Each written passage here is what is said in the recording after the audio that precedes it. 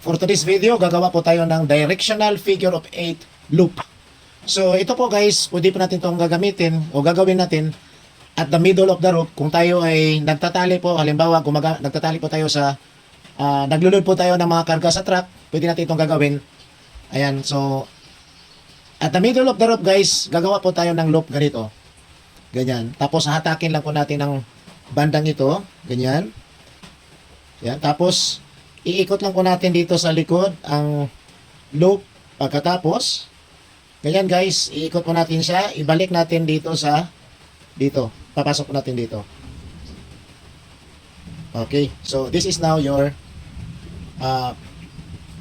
directional figure of 8. So dito po itatali guys, kung tayo ay naglulod, kung tayo nagkakarga po ng mga sako-sako sa truck, ganito po natin dito natin itatali. Ibalik natin kabila, balik dito. So tingnan natin guys kung parallel po ba ito sa likod. Ganyan, ayan, kitang-kita niyo po guys. Figure of 8 po siya. So this is very important po kung kayo ay naglo-load ng mga karga po ng ating truck, dito po ang ating gagamitin. Thank you for watching.